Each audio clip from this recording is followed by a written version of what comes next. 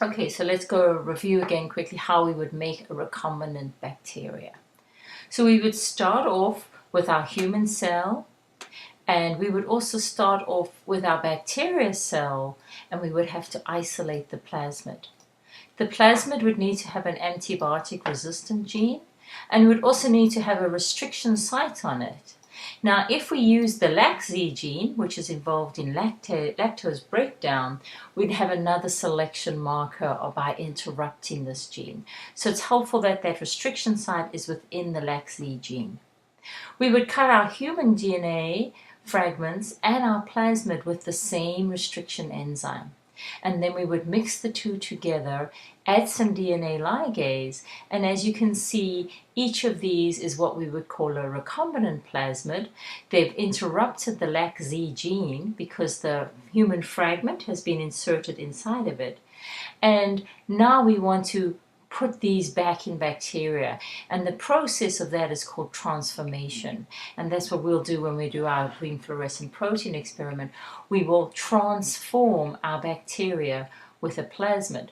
So obviously we have to alter that bacteria cell wall and the membrane to get it to take up this foreign piece of DNA, and once we have that, we will need to screen for it. So the first thing we're going to do is we're actually going to plate our bacteria out on agar that contains ampicillin, because if it has a plasmid, it'll be able to be ampicillin resistant. Any bacteria that does not have the plasmid in them will not be able to grow on this ampicillin. And then we'll further select for those plasmids which actually have a recombinant plasmid, because they will have interrupted the LAC-Z gene. And what happens is non-recombinants can still express the LAC-Z gene, and they hydrolase X-gal and make a blue product, so the colonies would grow up blue. Anytime you found a white colony, it would mean it's a recombinant plasmid because it's got an interrupted LAC-Z gene. So this picture I have here is actually a picture from my PhD, because I actually did some of this cloning. And you can see when you plate out the bacteria, most of them were blue, but every now and again there was a clear or yellow colored colony. And those were the ones that we were going to pick up and work further with.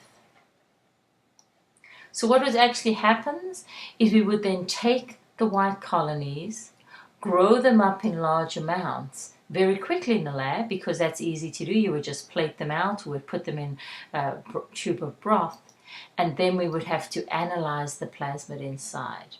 And that would be the one we would want. Each bacteria that would be growing up in that colony, and remember we'd have about 10 to the power of 11 in just one colony, would all have my recombinant plasmid.